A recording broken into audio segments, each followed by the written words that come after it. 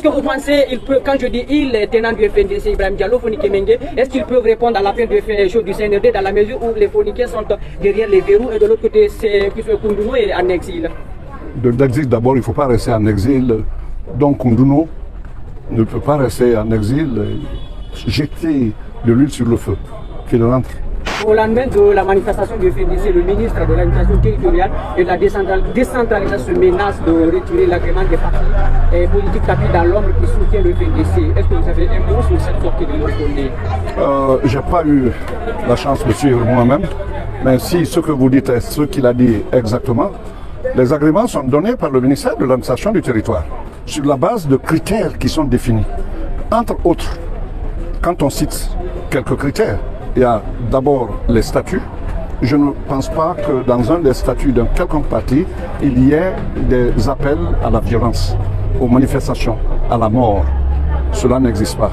Ça n'existe dans aucun statut de parti. Il y a le règlement intérieur. Tous ces documents sont déposés au ministère de l'administration du territoire. Et ce qui s'est passé, c'est que ceux qui ont ordonné cette marche, le FNDC, on dit toujours qu'ils ont été dissous, mais ils se sont d'abord disloqués eux-mêmes. Parce qu'il est arrivé un moment où des membres de ce mouvement, de ce front, partaient dans tous les sens. Je voudrais le rappeler aujourd'hui.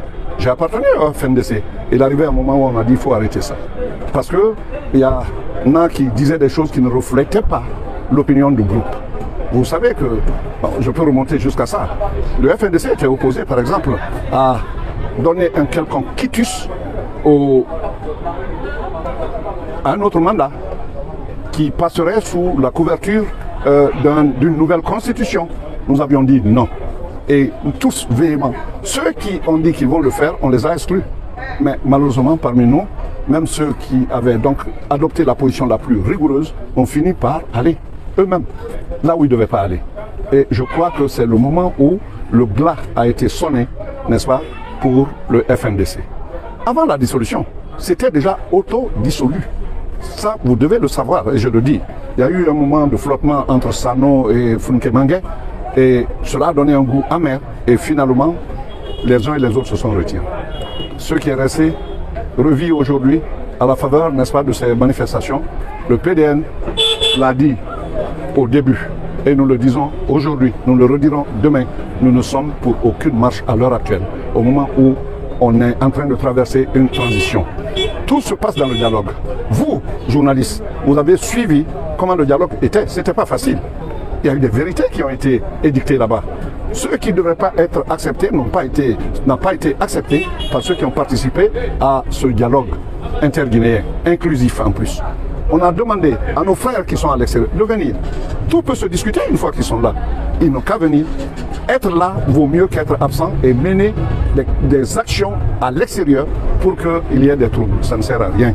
On a eu déjà 3 transitions. C'est dire qu'il faut que ça s'arrête. La Guinée n'est pas un pays normal pour l'instant. Il faut normaliser ce pays. On l'a dit et on le redit. Quiconque n'a pas cette volonté ne fera que nous pousser à l'abîme. Ok, selon le FNDC, ils ont fait un bilan de 3 morts. Est-ce qu'on pouvait éviter ces 4 morts? Quelle est la solution pour vous? La solution, il y a dans ce pays quelque chose qu'on n'avait pas vu depuis très longtemps. Il y a eu déjà des morts avant ça. Et je l'ai dit ici, je crois à la même place. Je vous ai dit, ça commence. Il y a 1 mort déjà, 2 morts, 3 morts. Je dis, on va commencer, on va continuer avec cette citation macabre. Et qui paye le prix? C'est les pauvres parents. Les enfants qui sont morts, probablement, qui étaient destinés à des avenirs brillants. Alors, il faut savoir mettre la balle à terre. Mais il y a eu des condamnations ici. Les policiers ont été condamnés dans ce pays, sous cette transition. Il y a eu des morts, et sans hésiter, l'enquête a été menée, et ils ont dénoncé des policiers. Vous n'avez pas vu ça ici? C'est déjà pas mal qu'on puisse aboutir à ça. Avant, on n'avait pas ça. Quand ça se faisait, ça se faisait. Maintenant, il faut continuer. C'est un processus. La transition là doit être un tremplin pour chacun de nous. De prendre là où ils l'ont laissé et de continuer ensemble. Il n'y a pas à exclure quelqu'un. Vous pensez que quelqu'un qui est à l'intérieur aujourd'hui, en Guinée ici, peut souhaiter que les autres ne viennent pas? Quand ils ne viennent pas, vous avez une épée de Damoclès sur votre tête. Si c'est vous qui devez diriger ce pays. Donc c'est pourquoi tout le monde a souhaité. Le Premier ministre est parti. Il a rencontré certains. Les facilitatrices ont écrit au moins 6 fois pour qu'ils viennent, qu'on discute. Il y a des gens qui disent des choses ici qui vont au-delà de tout ça, mais qui n'ont pas été inquiétés. Alors, c'est vous dire que, quoi qu'on dise, la guerre ne résout pas la guerre. La mort ne ressuscitera pas les morts. Si on continue comme ça, on sera à l'infini dans le tourbillon, dans l'œil du cyclone, et la Guinée ne sera qu'un champ de ruines. Ce n'est pas ce que vous souhaitez, ce n'est pas ce que je souhaite. Est-ce que vous pensez, quand je dis il, les tenants du FNDC, Ibrahim Diallo, Fonike Mengue, est-ce qu'ils peuvent répondre à l'appel du CNRD dans la mesure où les Foniqués sont derrière les verrous et de l'autre côté, c'est que Koundouno est en exil? De l'exil, d'abord, il ne faut pas rester en exil. Donc Koundouno ne peut pas rester en exil, jeter de l'huile sur le feu, qu'il rentre. Je l'ai connu, on s'est connu. Mais je crois que quelque part, il faut savoir raison garder. Je n'ai pas à vous dire, à commenter les déclarations même du ministre. Il a fait sa déclaration et c'est en tant que ministre de l'administration du territoire. Et c'est lui qui a octroyé, c'est son ministère je veux dire, qui a octroyé, n'est-ce pas, tout ce qu'il y a comme arrêté de reconnaissance des partis politiques. S'il menace de les retirer parce qu'il y a violation de la quintessence de ces arrêtés, c'est son droit le plus absolu.